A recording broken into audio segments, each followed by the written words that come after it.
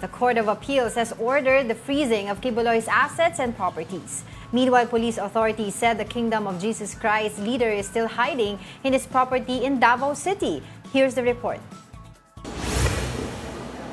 The Court of Appeals has approved the freeze order filed by the Anti-Money Laundering Council or AMLAC against Kingdom of Jesus Christ or KOJC founder Pastor Apollo Kibuloy. It will affect Kibuloy's assets and properties, including 10 bank accounts, 7 land titles, 5 vehicles, and an aircraft.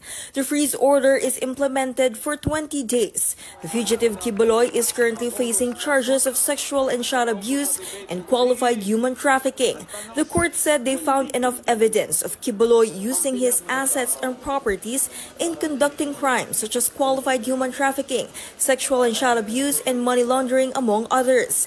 Aside from Kibuloy, 11 officials and members of KOJC were also included in the court's order. A freeze order was also implemented against KOJC's Children's Joy Foundation and Suarasug Media Corporation, which operates the TV station SMNI.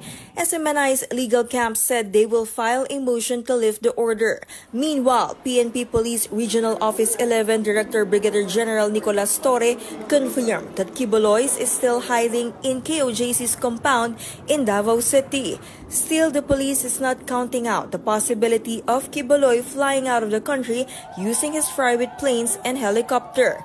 Kibuloy also allegedly has a private taxi connected to the Davao International Airport. Torre ensured that they will arrest Kibuloy in a peaceful way.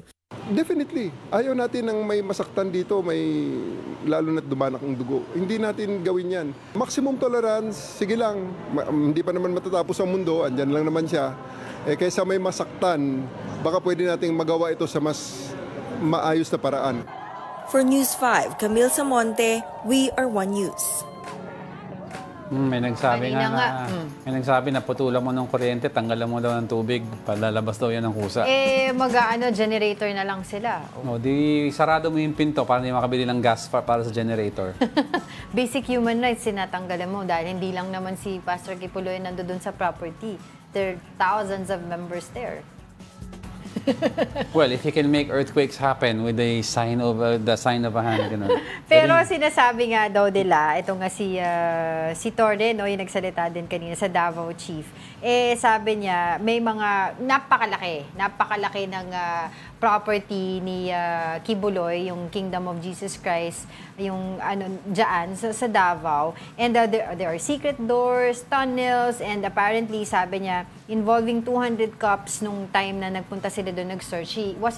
It's not enough, no, para ma-search yung buong compound. Sabi niya, ito ang sabi niya I would just quote him. That's how big it is. If yung KOJC daw will allow them, I would bring in 1,500 people and have them stay there for a month to search for Kibuloy. Pero sa akin naman, but if they allow, edi humingi ka na lang ng search warrant, pwede ba yun? Hindi naman ako lawyer sa korte, 'di ba? Para magkaroon kayo ng legal way to search the property. Kasi kung ang sinasabi naman niya, mga informants siya, nakikita daw at nandoon lang naman daw talaga si Pastor Apollo Kibuloy sa property. Pero ba't yun, as a lawyer of SMNI? Alin? But di ba may nag-statement ng lawyer? Alin? Parang flash screen natin na... hindi ko nakita. Ayan, ito. As a lawyer of SMNI, we respect the decision of the court, but we will file a motion to lift that order to the court or file a TRO to the SC. Di ba kasi SMNI was maintaining that Kibuloy is not directly involved anymore with operations sa SMNI. So that's why I was wondering lang ba't nagsi-statement ang SMNI? No, because kasama nga yung sa FINRIS na ASEC, yung Suarasug. Sa SMNI. Which owns the SMNI franchise. So kasama yun sa mga na-freeze na assets. Alam mo, ang kawawa dyan yung mga ibang employees ng SMNI kasi nandami sila. You have the cameramen, di ba? You have the scriptwriters, yung mga other positions. Pero di ba sabi nga nila, hindi naman daw sumusweldo yung mga yun dun. Wow. Volunteers lang yung mga yun. Ibang usapan na yun. Yun ang sabi, di ba? Yung mga ibang balita ng mga nabasa. Tsaka yung na-flash natin sa screens kanina, yung mga assets na na-freeze, I believe meron pa yan I think he may have prepared for this, a scenario like this. Because hindi man kaagad na freeze yan di ba? 10 bank accounts, you have 7 land titles, you have 5 vehicles, and 1 helicopter. May aeroplano pa yan. Yes. Oo, may aeroplano pa yan. Nasa States ata yung airplane, di ba? Na-hold ng FBI. Yes. So sana sabi nga nila, they are planning nga daw to launch another wave of police operations to serve warrants from 2 courts in Davao City and Pasig against Kibuloy. So tignan natin. Kasi nga nung last na nagpunta sila dyan, June 10, di ba? Nagkaroon ng kaguluhan because sabi nila, ang nilalaban ng mga tao doon, hindi sila pinapapasok yung mga PNP, yung authorities, because it's just parang sabi nila, warrant, hindi naman search warrant yan. No? Di ba? Parang, kaya iniiwasan sana magkaroon ng gulo ulit at mai-serve at mahuli nga ito si Kibuloy. Yan yung term, iniiwasan magkagulo. Naalala mo yung agony in the garden, nagpe-pray si Jesus, tapos nung parating yung mga Praetorian soldiers para arestuin si Lalabas Jesus, na lang siya. yung apostles, di ba, tumayo, nagbunot ng mga sword to defend Jesus. Anong ginawa ni Jesus? Tumayo. Binabaan niya yung kamay ng mga naglift ng swords. Sumama. Kasi ayaw niyang may masaktan eh.